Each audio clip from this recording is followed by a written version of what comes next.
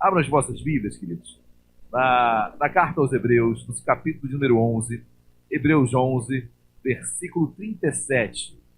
Hebreus capítulo 11, versículo 37.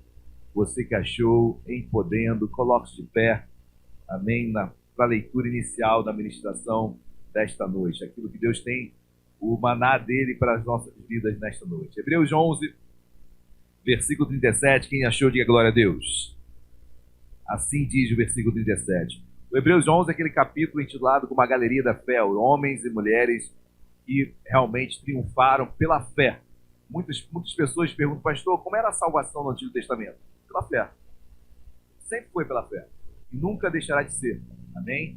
Pastor, mas agora em Cristo Jesus, e antigamente sim, na fé, naquele que viria. Na fé no Messias, na fé, Deus da promessa feita em Gênesis capítulo 3, onde a semente da mulher e a semente da serpente que pisaria a cabeça, o calcanhar seria ferido. Ali já havia a promessa de Jesus Cristo, desde a promessa feita a Abraão, que na tua descendência serão benditas todas as famílias da terra. Então a promessa, a fé sempre foi daquele que viria, Jesus Cristo de Nazaré. Amém? Por isso que você vê Hebreus capítulo 11, pela fé, pela fé, pela fé. Como eles foram salvos? Pela fé.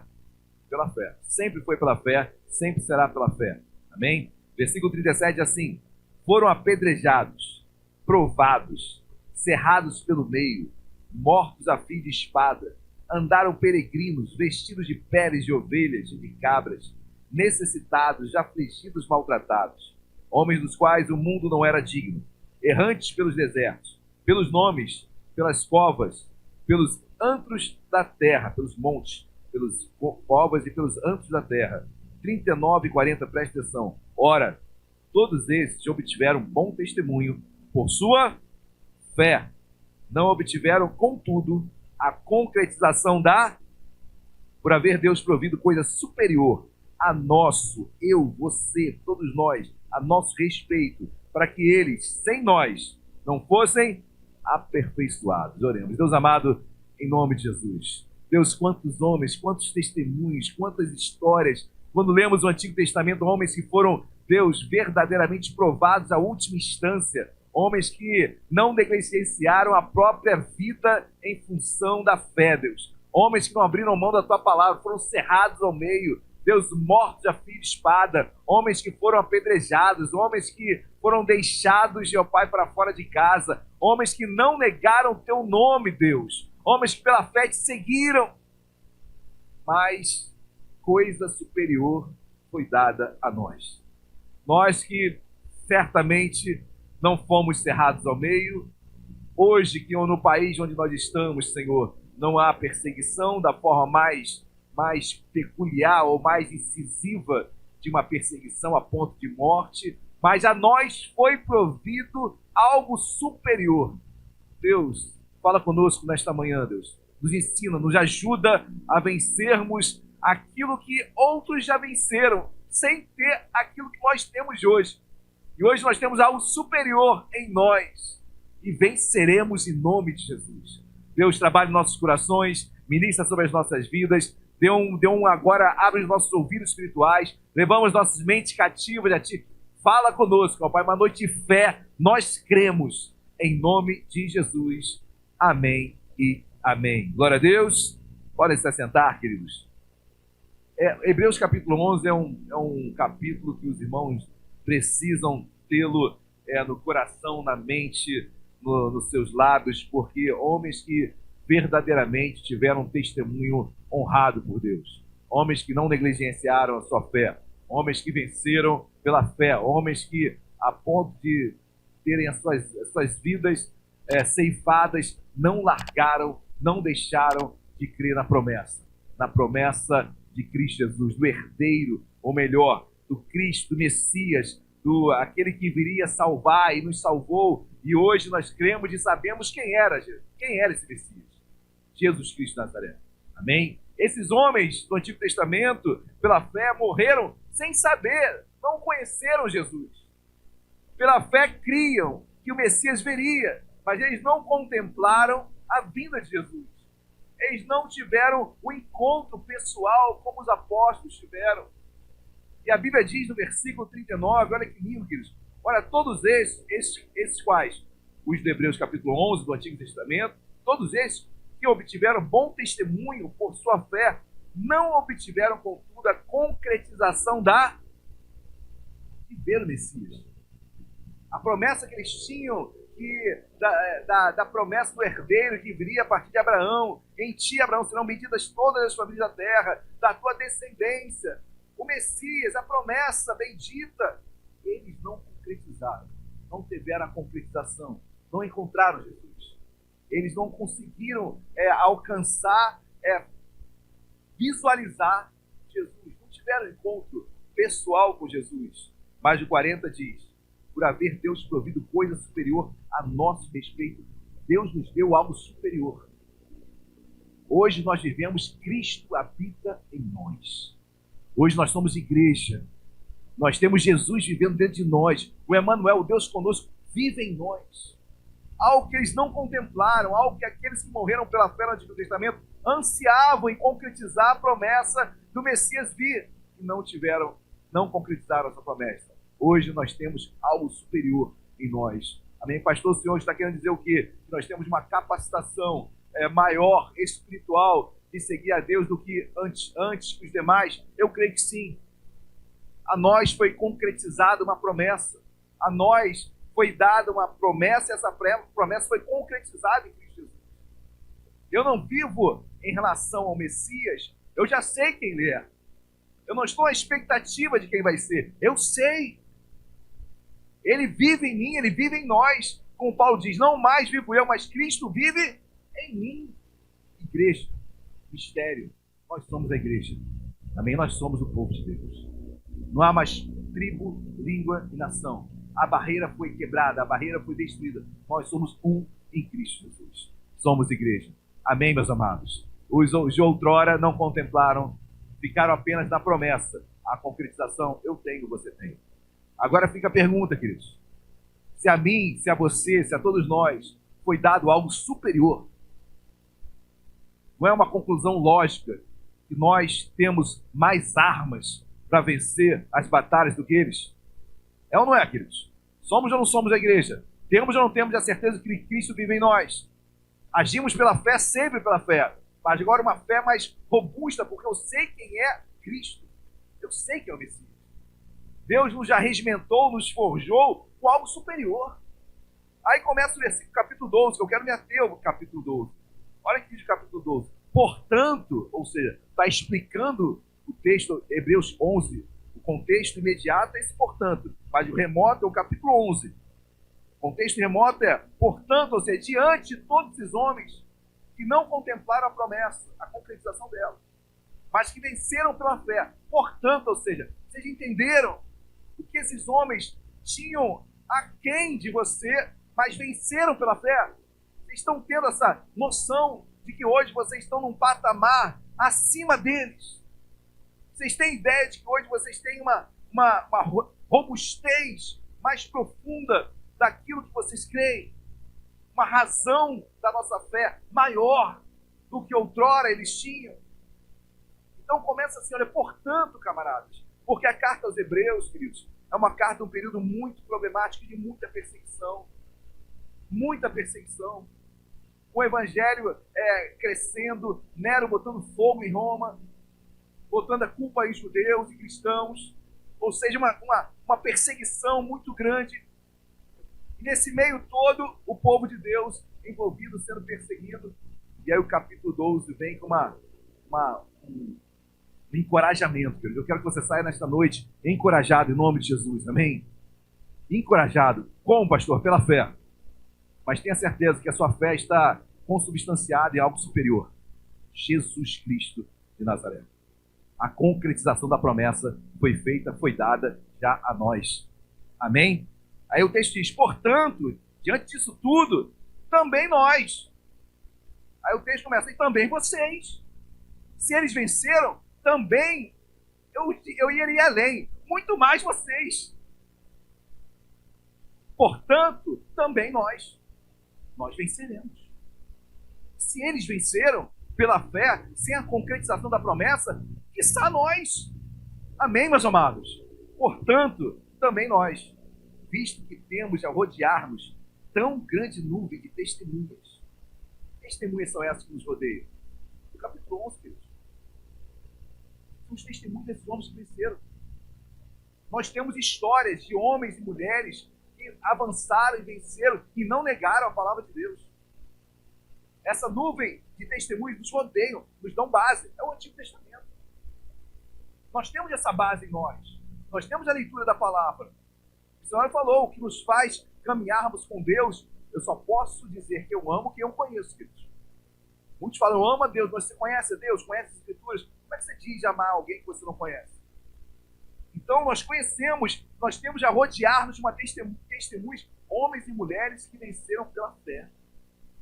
Amém? Quando eu leio, eu vejo esse encorajamento, capítulo 12, para aqueles cristãos que estão vivendo esse momento. Em outras palavras, Deus falando, olha, vocês não estão lendo o Antigo Testamento. Vocês não estão vendo essa nuvem de testemunhos que rodeiam vocês. Homens que venceram pela fé, sem a concretização da promessa, e venceram. Vocês têm esses testemunhos. E nós temos a palavra de Deus, que nos encoraja dia após dia. Você lê a palavra e diz, Senhor, obrigado porque eu estou aqui renovado. Senhor, obrigado porque em meus louvores Deus me renovou. Obrigado porque em meia leitura do meu dia a dia, Deus falou ao meu coração. Quando você lê a palavra, muitos falam, poxa, eu queria tanto que Deus falasse comigo. Lê a Bíblia. A Bíblia não é uma revelação que existe.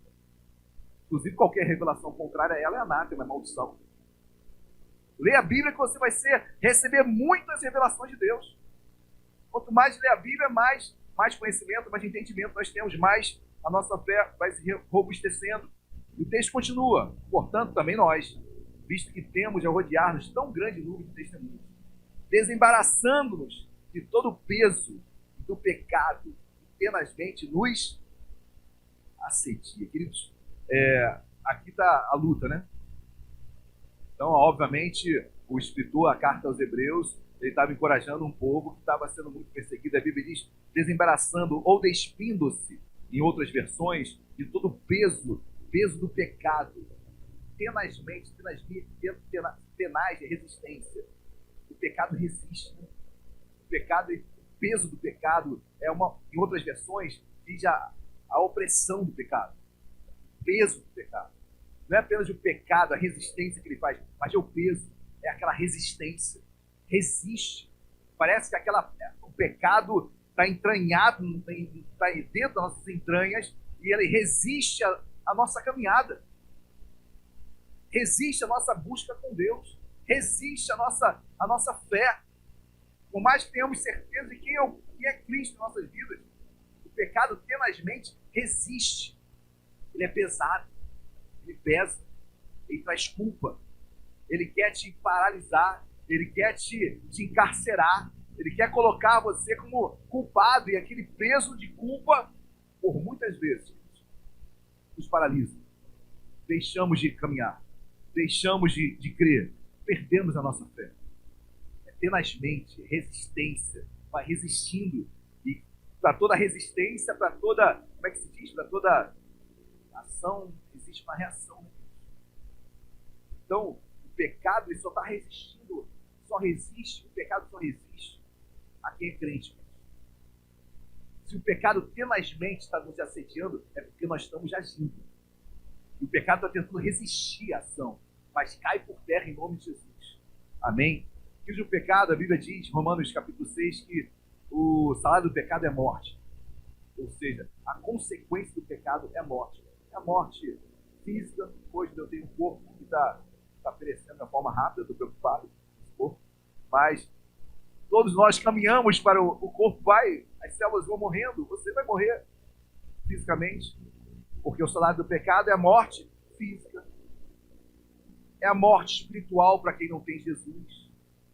É a separação entre Deus e o homem. Isaías capítulo 59 fala que é a separação entre Deus e os homens. Existe a pior de todas, a pior consequência do pecado, que é a morte eterna, ou segunda morte.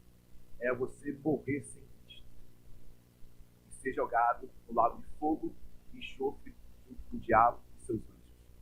Lugar que Deus não fez do homem, lugar feito do diabo e seus anjos caídos. Mas pelo homem decidir pecar e viver deliberadamente pecado, ele também no final, se não encontrar Jesus, vai ser jogado para o fogo e enxofre, a morte eterna. São 3 tipos de morte: a morte física, que todos nós um dia encontraremos, salvo arrebatados antes; a morte espiritual, que ela é quebrada quando aceita Jesus. Por quê? Mesmo Romanos capítulo 6 diz: assim como o salário do pecado é a morte, o dom de Deus é a vida eterna. Deus tem vida eterna para nós. É o dom gratuito, algo que Deus deu gratuitamente a nós. Vida e vida eterna. Porque um preço foi pago, queridos. Preço alto, como o Arthur na ministração aqui, preço altíssimo. Antigamente, Levítico capítulo 6 vai falar o seguinte: quando você pecava, o homem levava o seu cordeiro até o sacerdote, colocava mãos sobre a cabeça do sacerdote. Naquele momento havia simbolicamente uma transferência, como simbolicamente os pecados do homem passassem para aquele cordeiro, e aquele cordeiro era imolado, derramado seu sangue e morto. E ali, temporariamente, aquele homem estava absolvido dos seus pecados. Temporariamente, porque ele iria pecar de novo e teria que amanhã levar novamente o cordeiro, fazer o mesmo cerimonial. Pastor, mas por que você está falando isso? Porque, queridos, assim como o pecado, o salário do pecado é morte, Jesus pagou pelo nosso resgate. Na cruz, todos os nossos pecados foram cravados nela. Simbolicamente, o que é isso, pastor? Na cruz, a minha mão... Lembra de João Batista, onde diz João 1,29? Eis o Cordeiro de Deus que tira o pecado do mundo. João Batista chamou Jesus de quê? De um animal. Porque ele estava fazendo uma analogia com o Antigo Testamento. No Antigo Testamento, o homem levava o cordeiro para ser sacrificado, colocava a mão sobre a cabeça, naquela simbólica transferência de pecados. Na cruz, queridos, a minha mão estava na cabeça de Jesus. A tua mão estava na cabeça de Jesus. A mão de todo mundo estava na cabeça de Jesus. Jesus levou os nossos pecados de toda a humanidade na cruz. Resgate pago. Expiação feita. Justificação operada. Você agora é justo. O dom gratuito de Deus chegou na tua vida. Você tem vida eterna e vida em abundância. Amém, meus amados? Quando eu leio isso, esse pecado tenta nos assediar, mas já foi quebrado em nome de Jesus. Eu tenho vida e vida em abundância, você vai vencer. Amém, queridos? Glória a Deus. Mas o texto diz, todo o peso do pecado que tenazmente nos assedia, nos resiste, nos tenta oprimir. Corramos com perseverança a carreira que nos está proposta. Olha o que Deus fala: corre, camarada. Não para. Corramos para quê? Para a carreira que está nos proposta. Eu corro para Jesus. Eu não ando para Jesus. Eu não vou devagar para Jesus. Eu estou correndo. Existe pressa, existe urgência, existe necessidade. Eu vou correr. Corramos com perseverança, porque não vai ser fácil. Na primeira corrida, talvez você tropece. Você vai acelerar, talvez você encontre alguns obstáculos no caminho. É com perseverança. Não vai ser fácil, é uma corrida que tem muitos obstáculos. Mas vale a pena. Amém? Ela me leva para a vida e vida eterna. Mas que o pecado tente resistir à minha caminhada, à minha competição, à minha corrida. Paulo, por várias vezes, ele faz analogias em relação a corridas, a lutas, como um boxer, como um atleta, como um corredor. Faz analogias conforme era o contexto daquela época. Roma, os grandes jogos olímpicos que havia. Ou seja, são contextos que Deus está falando: olha, corra espiritualmente, avance com perseverança, porque não vai ser fácil. Não é fácil, queridos. Quem disse que viver o evangelho é fácil, nunca viveu o evangelho. O evangelho, na sua essência, é renúncia. O evangelho, na sua essência, é abrir mão. O evangelho, na sua essência, é olhar para dentro de você e falar: meu Deus, eu preciso mudar. Eu preciso mudar de vida. Eu tenho que olhar, o evangelho é olhar para mim, não olhar para você. Não olhar para o outro, mas olhar para dentro de si mesmo. Amém? Corramos com perseverança a carreira que nos está proposta.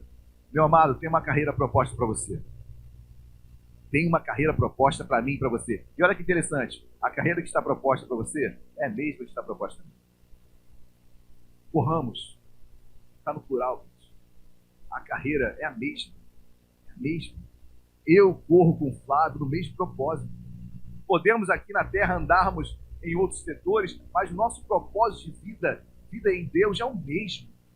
Eu quero, no dia da minha morte, quando eu morrer, Deus olhar para mim e falar: servo bom e fiel, foste fiel no pouco, te coloquei isso muito. Entra no gozo do meu Pai. Eu quero ouvir isso.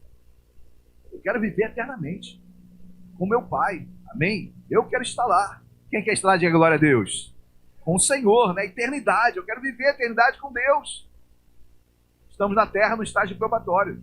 É um estágio probatório. Mas a vida eterna é no céu. Corramos com perseverança a carreira que está proposta. Tem uma carreira proposta. Aí o versículo 2 diz como? O versículo 1 diz qual é a tua carreira. Agora como? Versículo 2. Olhando firmemente para o autor e consumador da fé. Olhando. Não é só olhar, queridos. É firmemente. Porque muitas coisas vão ocorrer no nosso olhar. Muitas coisas. Se Deus falou, olhamos firmemente para Jesus, é porque muitos outros olhares vão ocorrer. Muitas outras propostas vão surgir para tentar realmente nos tirar do foco da firmeza do nosso olhar. Amém, meus amados? Olha firmemente. Pastor, está difícil manter o olhar. Pastor, está difícil ir à igreja. Pastor, está difícil ler a Bíblia. A corrida é com perseverança. Não vai ser fácil. Não vai ser tranquila. Muito pelo contrário, muitos precalços vão vir. Mas continue olhando firmemente. Aí se você olha para o lado, aí tem o irmão vacilando. Você olha para o outro, mas o outro pecou. Você olha para o lado. Não, amado, se você olhar para o lado, você vai parar a tua corrida.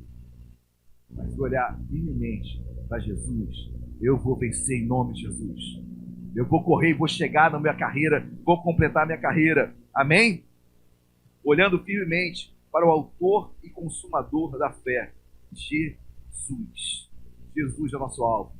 Amém, queridos? Glória a Deus, Jesus é o nosso alvo. Olhe para Ele dia após dia. Por que eu olho para Ele? Olha aqui esse texto. Jesus, o qual, em troca da alegria que estava proposta, qual era a alegria que estava proposta para Jesus? Continuar à destra do Pai. Continuar no céu do Pai. Continuar. Mas vir como homem. Deixar a sua deidade. Deus se encarnar. Como diz João capítulo 1. No princípio era o verbo estava com Deus, o verbo era Deus. E no 14. E o verbo se fez carne. Jesus veio em carne. Jesus, que é Deus, veio em carne. A alegria que estava proposta para ele era ficar com o Pai, a destra do Pai. Mas não.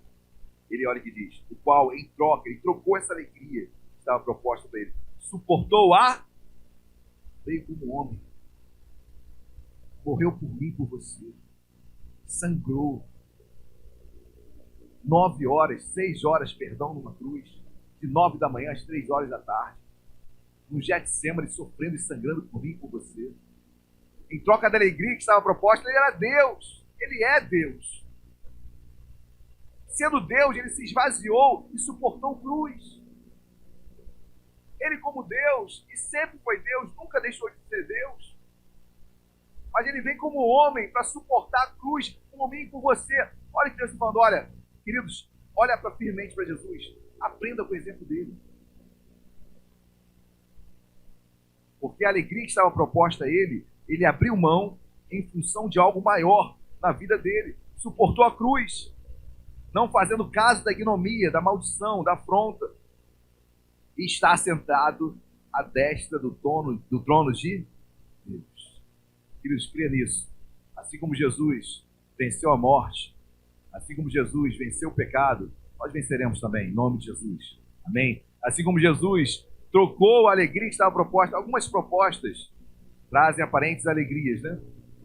Talvez você nessa caminhada, nessa corrida, tenha que trocar algumas alegrias em prol do Evangelho, em prol de não negar o nome de Jesus.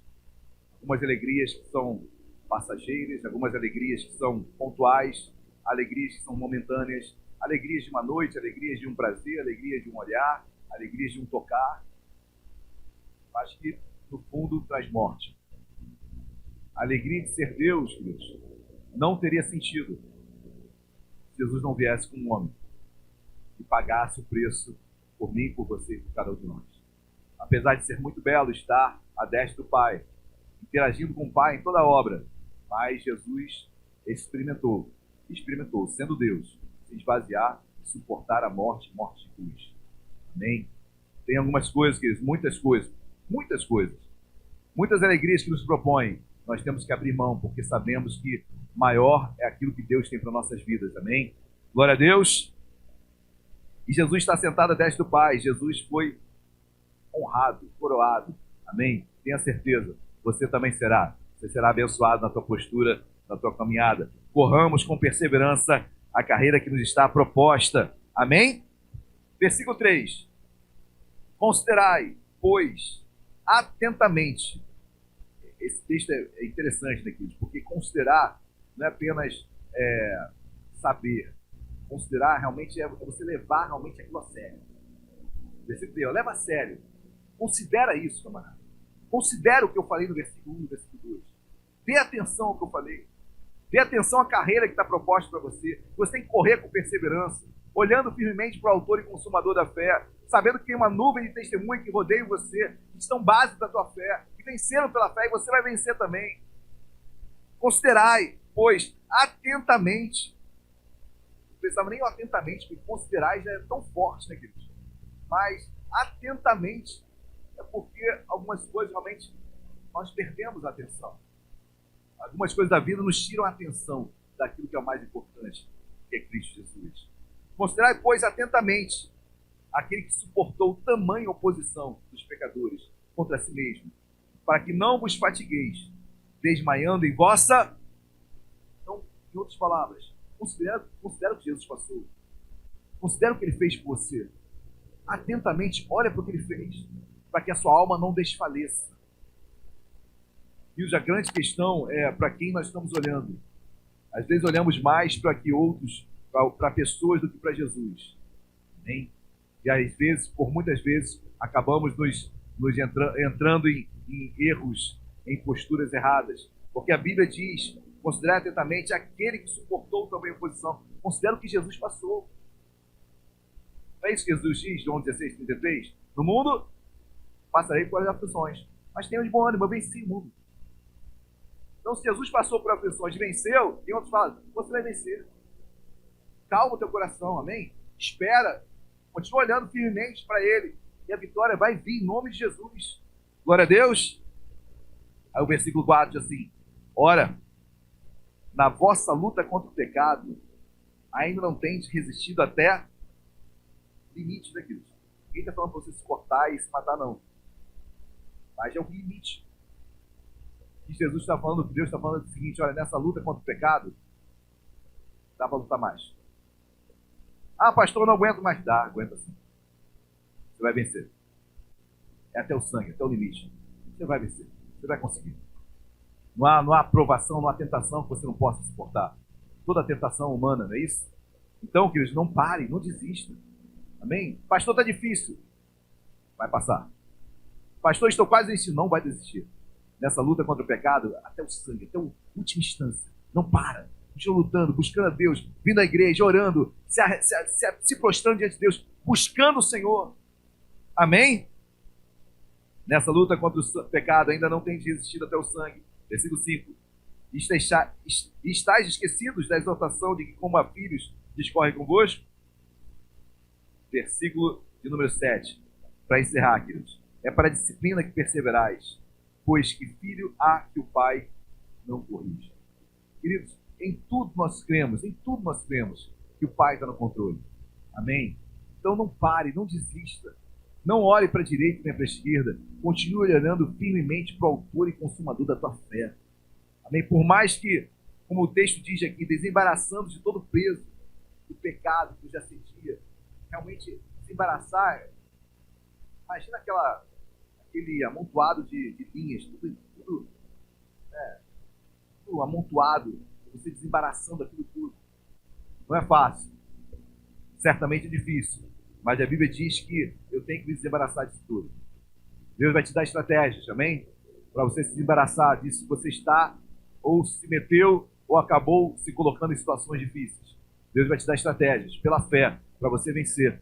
Em nome de, com sabedoria, com muita unção de Deus, com muita fé, você vai vencer em nome de Jesus. Amém? É pela fé que nós vencemos. Amém, meus amados? Glória a Deus. Então, olha para Jesus, tem uma carreira proposta para você, e essa carreira é o que me interessa. Ah, pastor, tem uma carreira profissional aqui na terra. Pois bem, faça dela a melhor possível. Mas tem uma superior. É minha carreira e minha caminhada com Deus.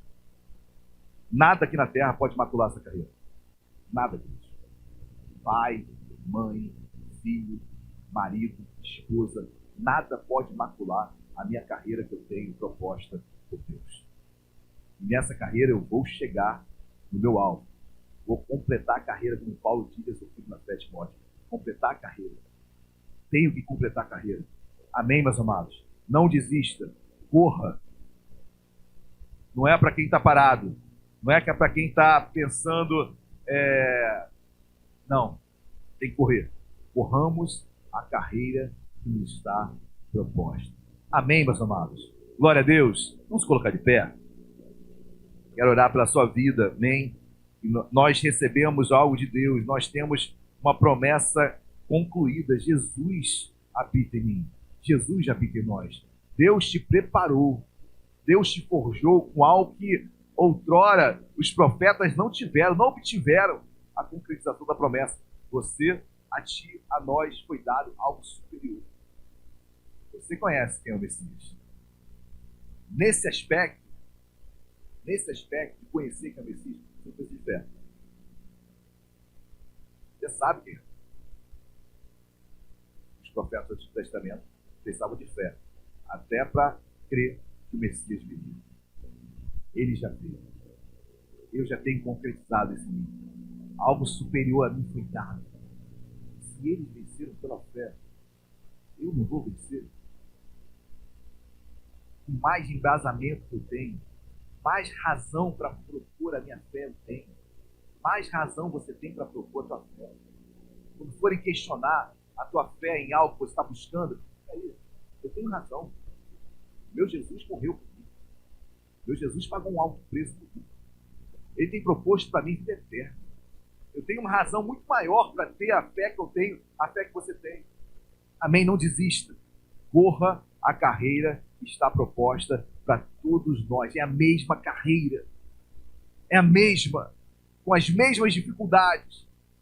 Mas tenha certeza que Deus é conosco. Amém? E pela fé nós venceremos em nome de Jesus. Amém, igreja? Glória a Deus.